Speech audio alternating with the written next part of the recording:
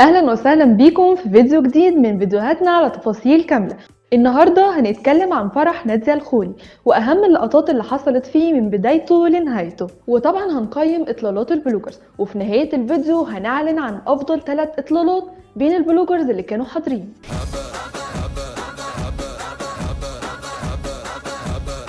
امبارح كان فرح البلوجر نادية الخولي، واللي اسمها اتصدر عناوين محركات البحث على السوشيال ميديا. الفرح جمع عدد كبير جدا من البلوجرز المصريين اللي حضروا علشان يشاركوا نادية فرحتها في اليوم المميز ده. نبدأ الفيديو بأهم لقطة في الفرح، وتعتبر هي لقطة الماستر بيس، وهي دخول نادية الخولي بأول إطلالة ليها مع والدتها على أغنية مؤثرة جدا أثرت في كل الحاضرين. طبعا نادية شفناها بكذا إطلالة وكلهم كانوا مميزين جدا وحلوين و10/10، بس من وجهة نظرها هي بس، وجات ردود أفعال غريبة وصادمة جدا من الناس. خلينا نشوف الناس قالت ايه عن إطلالات نادية في فرحها.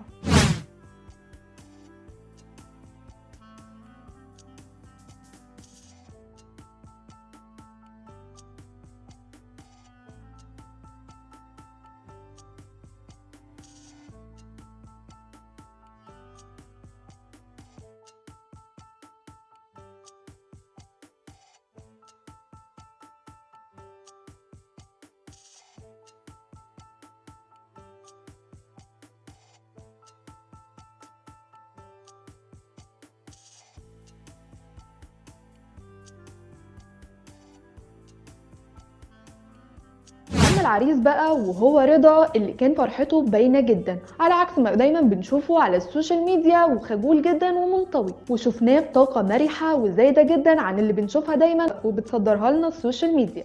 نيجي بقى للفقره اللي بعد كده ونتكلم عن الضيوف واناقتهم والجو اللي عملوه في الفرح.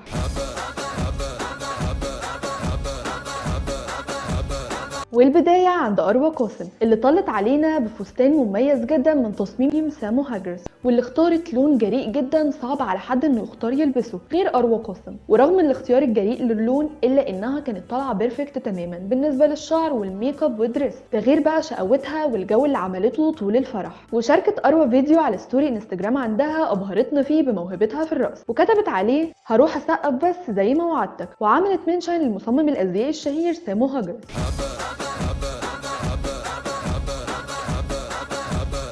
وما يكملش اي فرح غير لما نشوف فيديو لمنى السوني ونادية الخولي بيرقصوا مع بعض. وشاركت منى السوني الفيديو ده على ستوري انستجرام عندها، وكتبت عليه فيديو كل مرة بس المرة دي ونادية عروسة قمر، عشان ترد عليها نادية وتقول لها والمرة الجاية وانتي عروسة.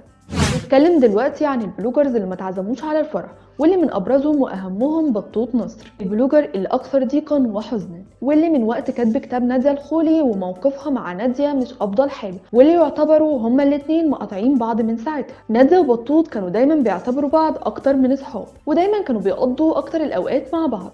ولما تحولت علاقتهم من درجة القرب دي لانها توصل انها تدخل وتشوف لايف الفرح زيها زي الغريب، اعتبرها الناس على السوشيال ميديا حدوته تخوف. وقتها دخل كل الفولورز اللي بيتابعوا بطوط نصر وبيحبوها يطمنوا عليها ويبعتوا لها رسائل، واكتفت بطوط نصر انها تنزل ستوري وتكتب عليها ما كنتش حابة انزل اي حاجة، بس حبيت اطمنكم مش هعرف اكون موجودة، نتقابل بكرة او وقت ما اقدر اكون موجودة. اما البلوجر التانية اللي ما تعزمتش او ما راحتش الفرح هي البلوجر ايمان صاحبتهم، عبرت عن استيائها في ستوري غريبة شوية، كلماتها كانت قاسية بعض الشيء. كتبت فيها ما بروحش مكان عشان بس يتقال اني رحت، ولا بقدر اتعامل مع نفاق. تفتكروا قصدها مين بالستوري دي؟ وهل بتوجهها لحد معين ولا لا؟ البلوجر اللي عملت ضجة كبيرة على السوشيال ميديا بجمال اطلالتها هي ايسل خالد، اللي كانت لابسة فستان من تصميم جهاد زكريا باللون الازرق يجنن عليها. كملت جمال الاطلالة باختيار قطعة جميلة جدا من الاكسسوارز. وبما اننا بنتكلم عن اطلالات الفرح فما نقدرش ما نتكلمش عن دالا المهندس واختها ندى المهندس وكريم اكرم، اللي ظهروا بماتشنج يجنن جدا باللون البنفسجي، واللي كان ليهم كاريزما وحضور رائع جدا. ودلوقتي خلونا نشوف باقي اطلالات البلوجرز اللي كانوا حاضرين، ونشوف بشكل سريع مين جهز ولبس بشكل حلو ومين يستحق كارت احمر.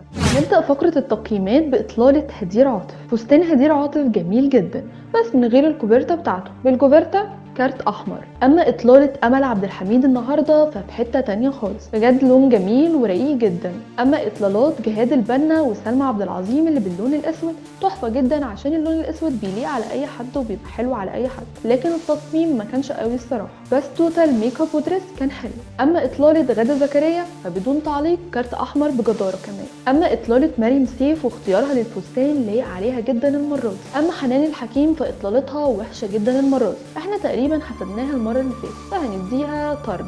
اما اطلالات منى السوني، علا عبد الهادي، رانيا يحيى، اسراء مصطفى، آية فوزي، رهف الشامي، دول كارت احمر وطرد وما ينزلوش الملعب تاني، كفايه عليهم كده المره دي. اخر استقرينا على 3 مراكز ل3 افضل اطلالات.